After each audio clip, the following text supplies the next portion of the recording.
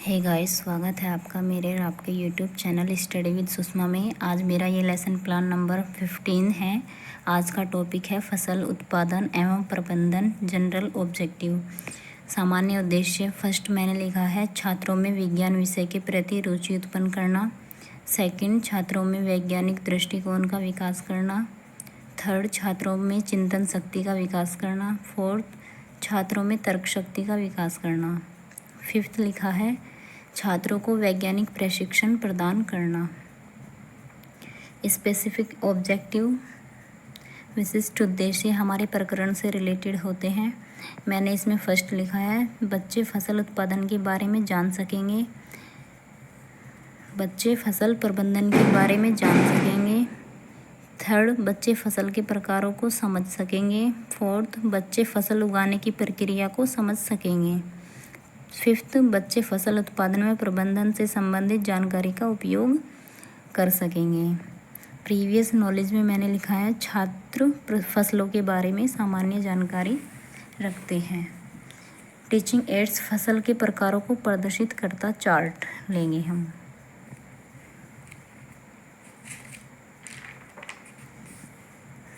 Next, पाठ्यवस्तु में लिखा है मैंने पूर्व ज्ञान से संबंधित प्रश्न, उद्देश्य एवं उनका विशिष्टीकरण में लिखेंगे। छात्र पूर्व ज्ञान का प्रत्यास्मरण कर सकेंगे तथा फसल उत्पादन से संबंधित सिद्धांत का प्रत्याभिज्ञान कर सकेंगे।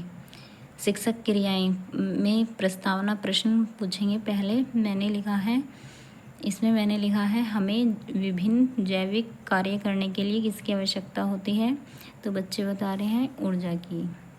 तकनीकी एवं साधन में प्रश्नोत्तर विधि चल रही है तो यही लिखेंगे। सेकंड प्रश्न, ऊर्जा किससे प्राप्त होती है, तो बच्चे बता रहे हैं भोजन से।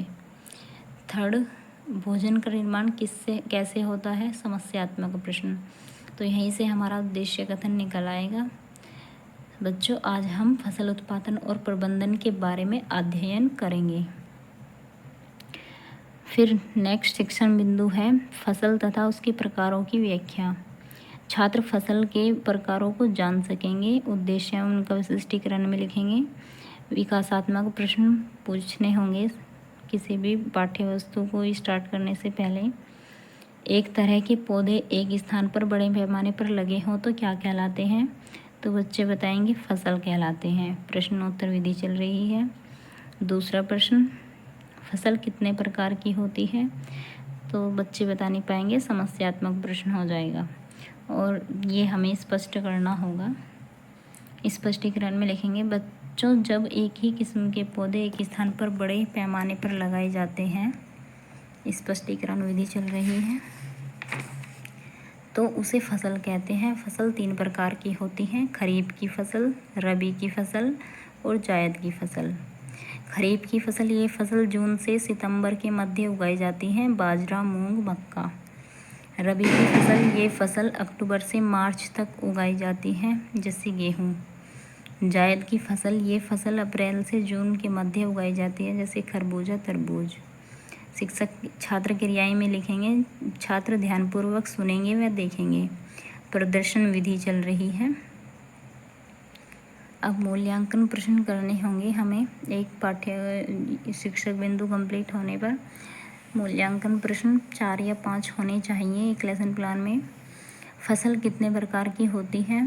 सेकंड प्रश्न, खरीफ की फसल का उदाहरण बताइए, तो बच्चों ने बताया फसल 3 प्रकार की होती है और खरीफ की फसल का उदाहरण बच्चों ने बताया बाजरा, मक्का आदि।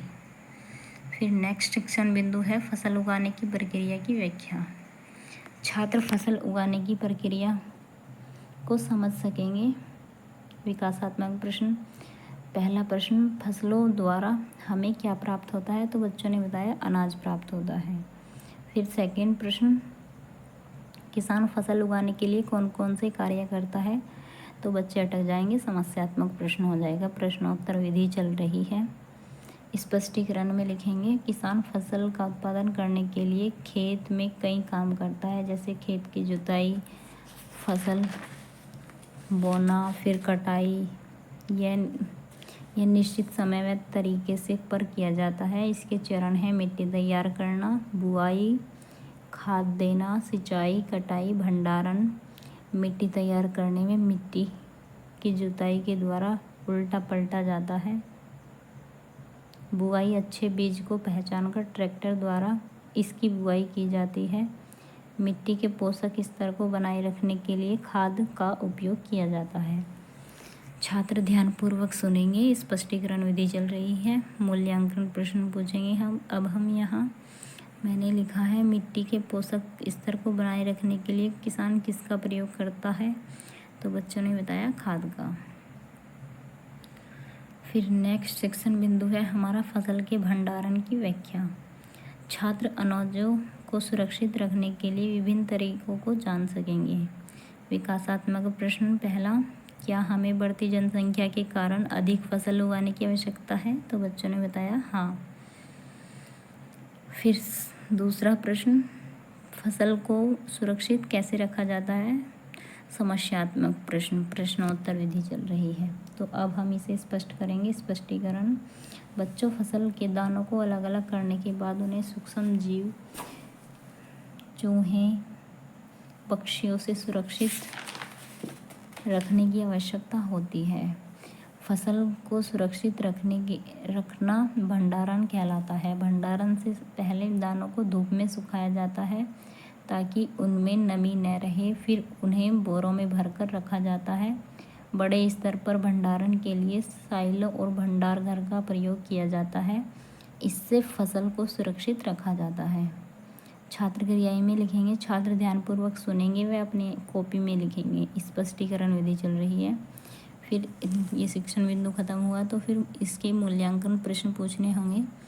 जैसे मैंने लिखा है फसल को सुरक्षित रखना क्या कहलाता है, तो बच्चों ने बताया भंडारण कहलाता है। श्यामपट्ट सारांश, ज्ञान को स्थायी करना। श्यामपट्ट सारांश पाठ के विकास के साथ साथ विकसित किया जाएगा। छात्र शांतिपूर्वक अवलोकन करेंगे। गृह कार्य, ज्ञान को स्थायित्व प्रदान करना।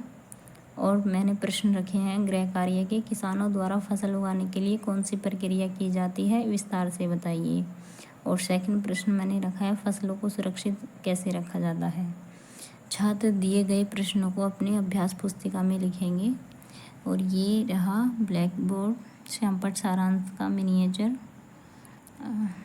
ये मेरा लेसन प्लान कंप्लीट हुआ। आई होप आपको समझ में आया होगा। Please subscribe my channel. Thanks for watching.